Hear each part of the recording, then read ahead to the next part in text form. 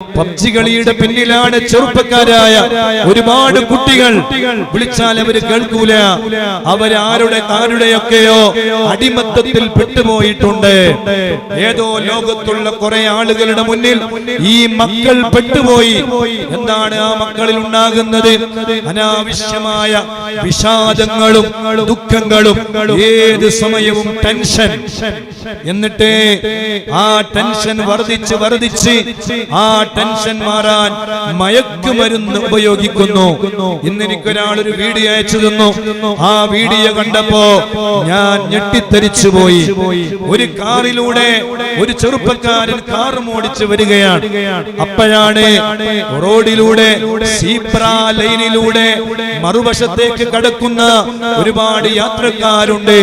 ആ യാത്രക്കാരെ ഇടിച്ച് തെറിപ്പിച്ചുകൊണ്ട് ഈ ചെറുപ്പക്കാരന്റെ കാറ് മുന്നോട്ട് പോവുകയാണ്. എന്നിട്ട് ഒരു മരത്തിലിടിച്ചിട്ട് ഈ ചെറുപ്പക്കാരൻ ആ കാർ അവിടെ നിർത്തിയപ്പോ ആളുകളെല്ലാവരും കൂടി വന്ന് ആ കാറിന്റെ ഡ്രൈവറെ നോക്കുന്ന സമയം അതെ എയർ ബാഗുകൾ വന്നിട്ട് അവനിക്ക് മരണം സംഭവിച്ചിട്ടില്ല. പക്ഷേ ആ കാറിന്റെ അകത്തിരുന്നിട്ട് അവൻ പാട്ട് കേട്ടുകൊണ്ട് അവൻ ഡാൻസ് കളിക്കുകയാണ്. സുബ്ഹാനല്ലാഹ്. ഏകദേശം 5-6-8ഓളം ആളുകൾ ദാരുണമായി ആ അപകടത്തിൽ ഇവന്റെ കാറിന്റെ ഓട്ടം കൊണ്ട് മരണപ്പെട്ടു പോയിട്ടുണ്ട്. പക്ഷേ അതൊന്നും ഈ ചെറുപ്പക്കാരൻ അറിയുന്നില്ല. എന്തുകൊണ്ട്? ഇവൻ മയക്കുമരുന്നിന്റെ ലോകത്താണ്. ഈ മയക്കുമരുന്ന് ഉപയോഗിച്ച കാരണത്താൽ അവൻ കാറിന്റെ അകത്ത് കയറിയിരുന്ന് അവനതാ വളരെ ശബ്ദത്തിൽ വലിയ ഡാൻസുകളും അതുപോലെ തന്നെ സിനിമാറ്റിക് ഗാനങ്ങൾ അയാൾ കേൾക്കുകയാണ്. ആ ഗാനത്തിന്റെ ലഹരിയിൽ ഇവൻ കാർ ഓടിച്ചു പോവുകയാണ്. ഈ കാർ ഓടിച്ചു പോകുമ്പോ ഇവൻ അറിയുന്നില്ല എന്റെ മുന്നിൽ ആളുകളുണ്ട്. ഒന്നും ഇവൻ അറിയുന്നില്ല.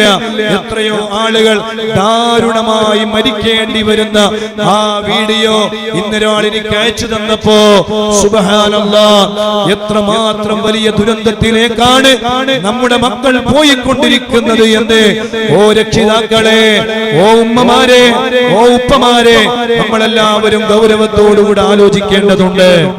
വിരൽ കടിക്കുന്നതിന് മുമ്പ് നമ്മളെല്ലാവരും ഇതിനൊരു തടയിടൽ അത്യാവശ്യമാണ്, നിർബന്ധമാണ്.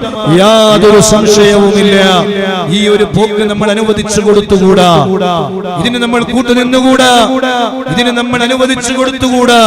നമ്മൾ എന്തായാലും ഇതിന് തടയിട്ടേ മതിയാവുകയുള്ളൂ. അല്ലാഹു നമ്മുടെ മക്കളെയും നമ്മുടെ കുടുംബങ്ങളെയും അല്ലാഹു നന്നാക്കി തരട്ടെ.